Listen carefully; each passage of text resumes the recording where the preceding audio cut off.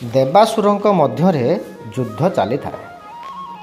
ରାକ୍ଷସମାନଙ୍କ ଯୁଦ୍ଧ କୌଶଳ, ଶସ୍ତ୍ରବଳ ଓ ଶକ୍ତି ଆଗରେ ଦେବତାମାନେ ନତି ସ୍ୱୀକାର କରିଥିଲେ।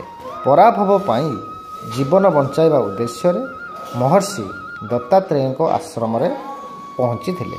ନିଜ ବିପତ୍ତିର କାହାଣୀ ଶୁଣାଇ ଅସୁରମାନଙ୍କ ଦାଉରୁ ସେମାନଙ୍କୁ ରକ୍ଷା କରିବା ପାଇଁ ପ୍ରାର୍ଥନା କଲେ। ମହର୍ଷି ନିଜ ଶକ୍ତି ସମ୍ପର୍କରେ ଦେବତାମାନଙ୍କୁ ସଚେତନ କରାଇ ପୁନଃ ସାହସର ସହ ଲଢ଼େଇ କରିବାକୁ ଉପଦେଶ ଦେଇଥିଲେ। ଦେବତାମାନେ କିନ୍ତୁ ପରାଭବ ଆଶଙ୍କାରେ ସେମାନଙ୍କ ସହ ଯୁଦ୍ଧ କରିବାକୁ କୁଣ୍ଠା ପ୍ରକାଶ କରିଥିଲେ। ଦତ୍ତାତ୍ରେୟଙ୍କ ମତକୁ ସମ୍ମାନ ଜଣାଇ ବାଧ୍ୟବାଧକତାରେ ଯୁଦ୍ଧ କରିଥିଲେ। ହେଲେ ଏଥର ମଧ୍ୟ ହାରିଯାଇ ଦତ୍ତାତ୍ରେୟଙ୍କ ଶରଣ ନେବାକୁ ପୁନଃ ତାଙ୍କ ଆଶ୍ରମରେ ପହଞ୍ଚିଥିଲେ।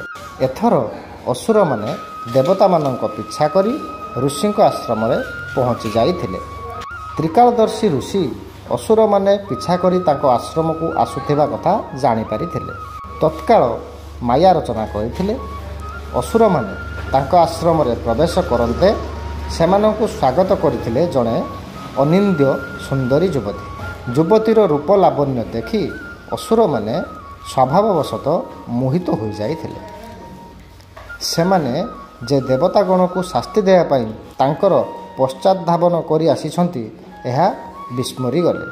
ଦତ୍ତାତ୍ରେୟ ଦେବତାମାନଙ୍କୁ କହିଥିଲେ, ଏହି ଅବସରରେ ତୁମେମାନେ ପ୍ରସ୍ତୁତ ହୋଇ ସକଳ ଶକ୍ତି ଖଟାଇ ସେମାନଙ୍କ ଉପରେ ଆକ୍ରମଣ କର।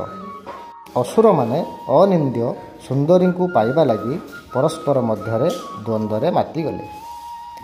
ଏହି ସୁଯୋଗରେ ଅସୁରଙ୍କ ସହ ଯୁଦ୍ଧ କରି ଦେବଗଣ ବିଜୟୀ ହେଲେ ଓ ଅସୁରମାନେ ଛତ୍ରଭଙ୍ଗ ଦେଇ ପଳାଇ ଯାଇଥିଲେ।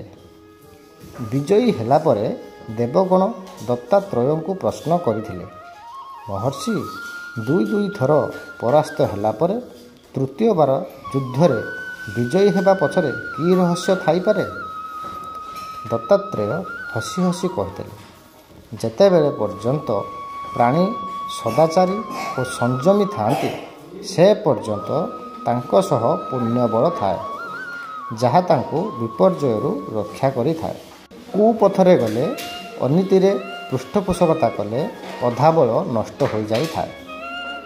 ବିଶେଷ କରି ପର ନାରୀ ପ୍ରତି ଲୋଲୁପ ଦୃଷ୍ଟି, ଅପହରଣ କୁଚେଷ୍ଟା ତଜ୍ଜନିତ ସ୍ଖଳନ କାରଣରୁ ଅସୁରମାନଙ୍କର ଅଧା ବଳ କ୍ଷୀଣ ହୋଇଗଲା, ଯାହା ସେମାନଙ୍କୁ ଶକ୍ତିହୀନ କରି ପରାଜୟ ବାଟରେ ନେଇଗଲା।